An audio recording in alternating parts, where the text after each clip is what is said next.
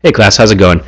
Today we're going to talk about section 4.3, where we're trying to make connections between the original function of a graph and its first derivative and its second derivative. Okay, so in this particular video I'm not going to do any problems. I'm just going to look at some graphs and try to say, alright, what do we know about the other two graphs? So here we have f of x, so I'm going to say, what do we know about f prime of x, and what do we know about f double prime of x? Alright, so in other words, the first derivative and second derivative. Okay, so I'm going to ask a few questions, and obviously I'm going to give the answers, and I can't hear your response, but hopefully you'll try to answer them in your own head for me. So f prime of -5. Alright, I want you to try to estimate that for me. I don't really need you to give me a numerical number, but just try to say positive, negative, or 0. Alright, f prime of -5. Positive. Alright, the reason it's positive is because, remember, the first derivative is the slope of the tangent line, right? So if we draw the tangent line at -5, positive, right? And very big positive, you know, like maybe like 30 or something like that. Alright, the slope of this, of this line is very steep. Alright, how about f prime of -4? What do you think? Positive, negative, 0? Positive. Same story. Our tangent line still has a positive slope. Alright, how about, hopefully you're seeing here still positive, but how about right here? And we're going to estimate that, which is not something you should do, but I'm going to do it in this video so we can talk about it and put a label to it. So f prime of -2.5, what do you think? Positive, negative, or 0? 0. If we draw the tangent line, it's completely horizontal, right? So the slope of that is 0. Alright, so that's why we always say that f prime of x, when it equals 0, that is going to give us critical points, right? If we find the x values where f prime of x is 0, that will give us critical points because they could be maxes or, like we'll find out here, mins. Alright, good. Alright, how about, moving on, how about f prime of -1? What do you think? Positive, negative, or 0? Negative, right? If we draw the tangent line, it has a negative slope. And how about f prime of +1? Positive, negative, or 0? Tangent line has a negative slope, so still negative. Alright, how about f prime of, once again we'll estimate this, let's say 1.8. Positive, negative, or 0? 0. Slope of the tangent line is 0. Alright, how about f prime of 3? Positive. And how about f prime of 6? Positive. Alright, so let's make some quick connections here. Alright, so we spent all this work trying to figure out the signs of f prime of x. Okay, notice wherever the function is increasing, whenever you're going uphill, the first derivative is positive. So if we are increasing, f prime of x is positive. If we are decreasing, like we are here, going downhill, then f prime of x is negative. Okay, so there is a very tight connection between if f of x is increasing or decreasing, that tells us that f prime of x is positive or negative. Alright, that's a very important connection for us to make. Okay, so f prime of x tells us if our function is increasing or decreasing.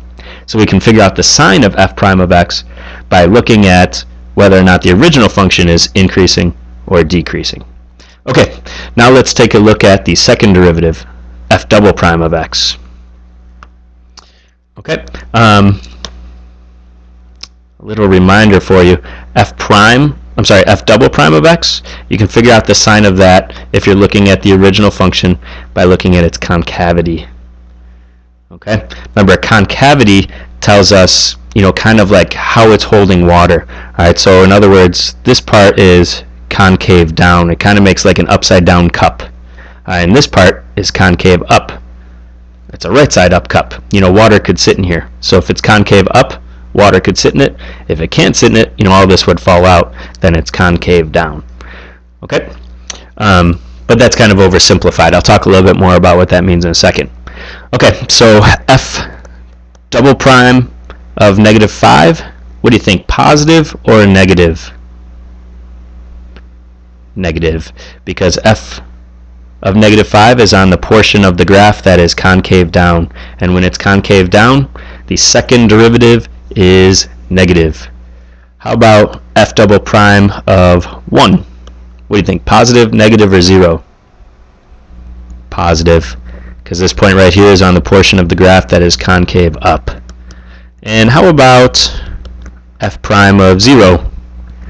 What do you think right here? 0. This point right here is what we call a point of inflection. At a point of inflection, the second derivative is 0. It will switch from concave down to concave up, or vice versa. It could switch from concave up to concave down. So a point of inflection is the point at which the concavity switches. Okay, so the second derivative will go from negative to positive, or from positive to negative. Okay, let's talk a little bit about why the second derivative being negative means concave down. Okay, so let's look at the first derivative, so the slope of the tangent line. So I'm going to draw on a bunch of tangent lines.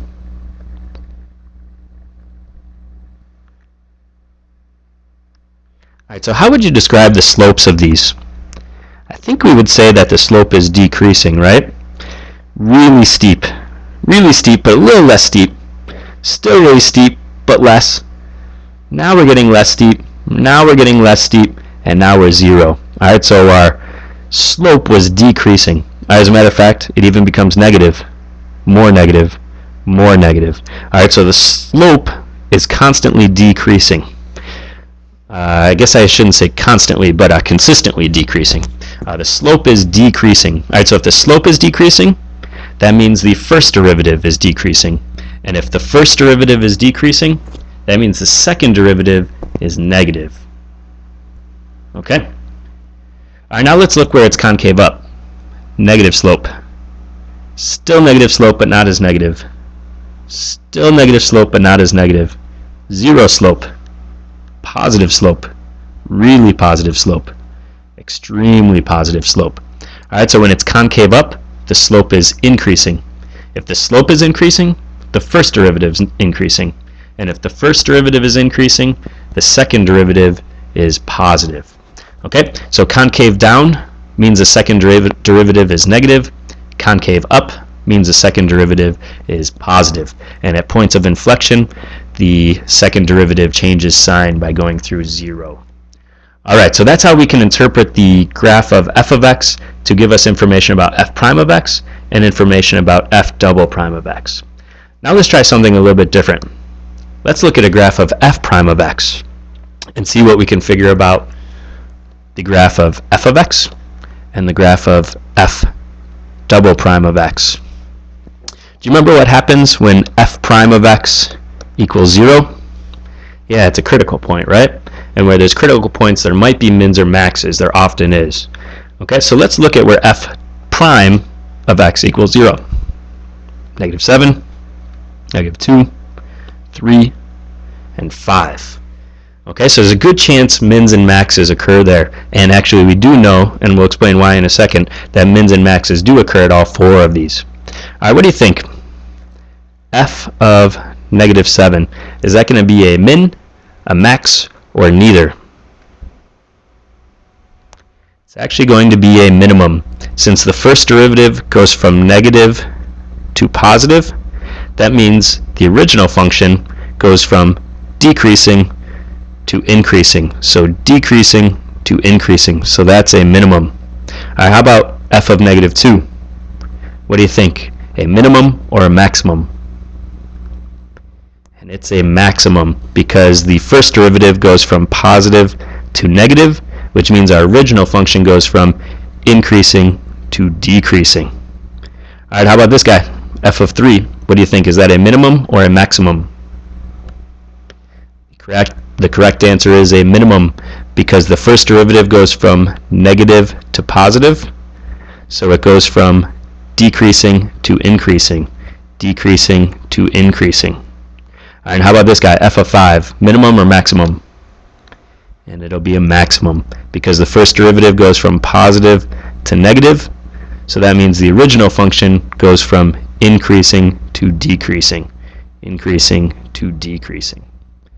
Okay, so from the graph of f prime of x, we can figure out where the maxes and mins are of f of x. Okay, just by figuring out where the zeros are, and then figuring out, does it go from decreasing to increasing, or does it go from increasing, to decreasing. Okay, so that's very important that we can read the maximums of f of x off of the graph of f prime of x. Now we don't know the y values of those mins and maxes, but we do know the locations of them. In other words, we know the x values of the mins and maxes.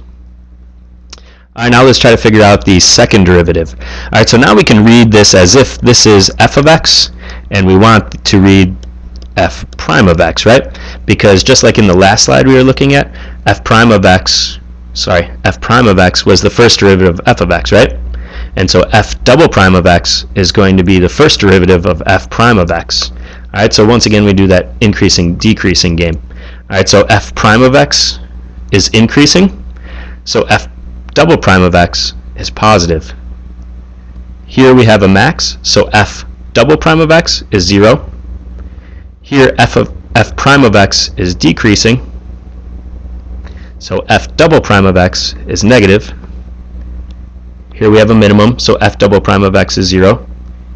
Increasing, so f double prime of x is positive, and decreasing, so f double prime of x is negative. And that's 0 there.